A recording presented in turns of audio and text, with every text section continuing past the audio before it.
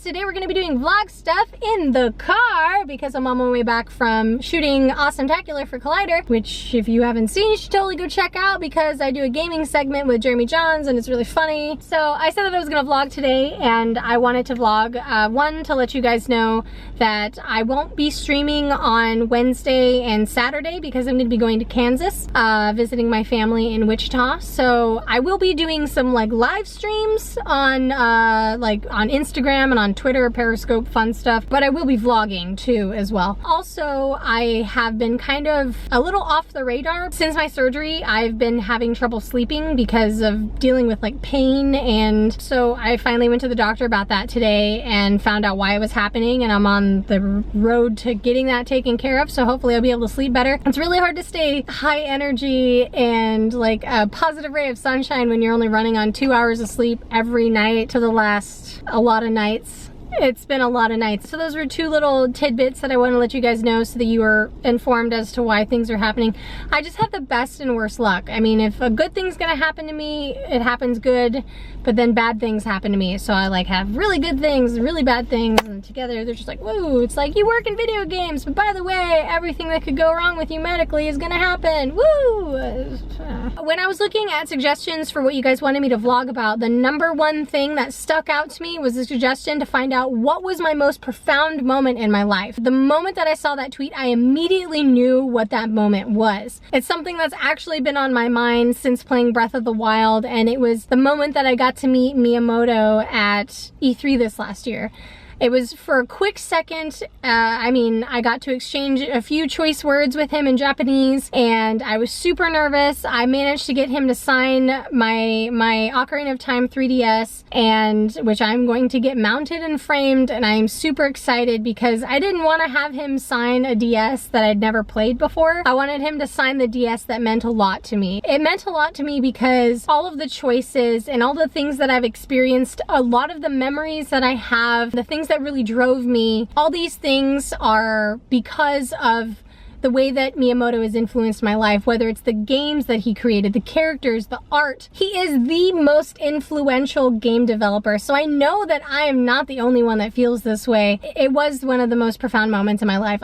It always stands out, and like I remember it so vividly, so clearly. Every time I think about it, every time I talk about it, I struggle fighting back tears because it meant so much to me. That was a pipe dream. That was a dream that I never ever in my life thought I would ever be able to achieve. I used to imagine writing him letters and to have to even get a Mario picture or something signed by him in return would have just been like, oh my god, I'm set, I'm done, I can die happy. I remember speaking to him, and the part that makes me laugh the most about meeting Miyamoto was that I was speaking Japanese to him, but I don't remember. I remember that I was speaking Japanese. My Japanese comprehension goes through the roof when I'm drunk or when I'm nervous, apparently, or just intimidated. I don't know, but I just remember the Japanese was coming out of my mouth and I understood what he was saying to me, and he signed my DS and I bowed to him. Big ups to Nick for capturing that moment, because not only do I remember it vividly, but now I have a video that I could go back and look at. If you were to ever tell me when I was 10, 15, 20 years old that I would meet Miyamoto and he would sign my 3DS, I would not believe you. I would not believe you. It just seemed like such a faraway dream for me. That day, I was like, we don't have any plans to meet Miyamoto, and although we're getting a VIP tour, there's no guarantee that he's gonna be there.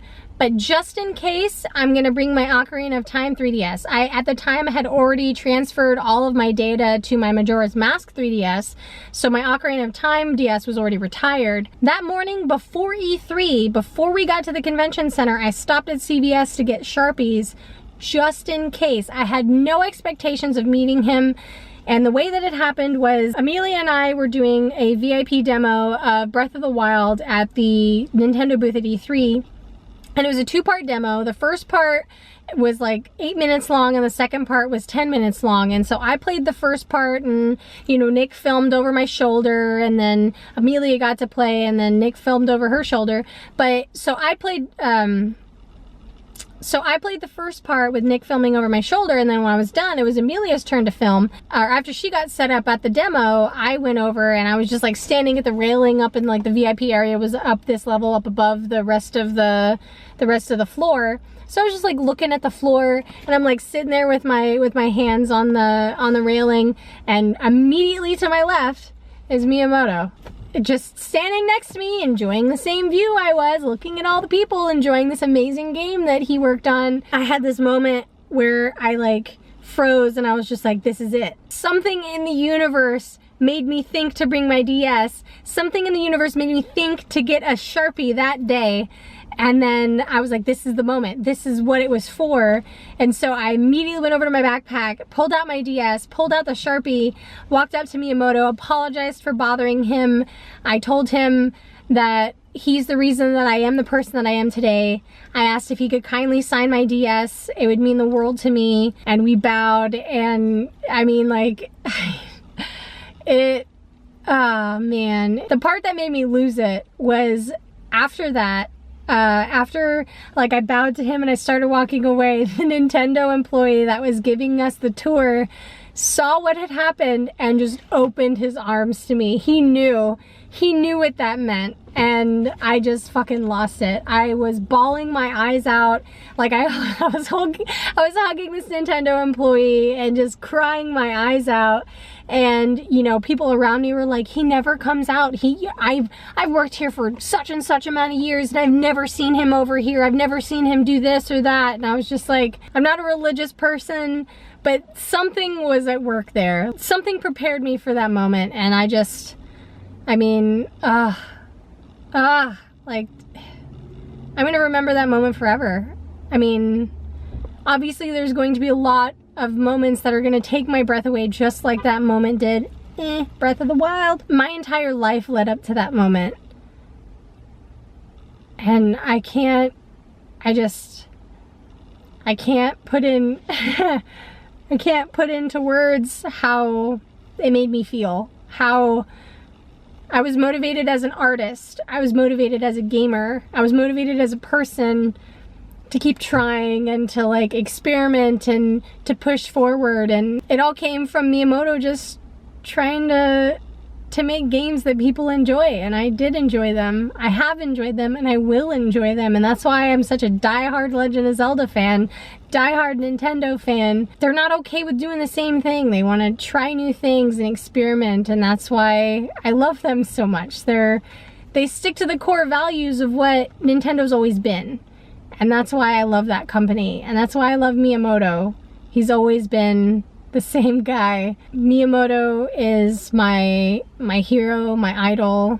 And they always say to never meet your idol because they may not be the person that you think that they're gonna be, but it was everything to me, and it changed my life. And I can't believe I'm able to talk about having done it. Yeah, so that's the most profound moment in my life. It's the one I look back on and I cry every time.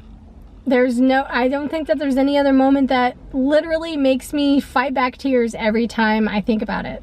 No other memory. Thank you guys for listening to me rant about this thing that I love so much. But in closing, although this has nothing to do with the subject of my vlog, I want to let you guys know to keep fighting to be who you are, to be you as loud as you can, and to remember that nobody can break you down as long as you remember who you are and stick to the core values of who you are. Don't change for anybody. Don't be something someone else wants you to be.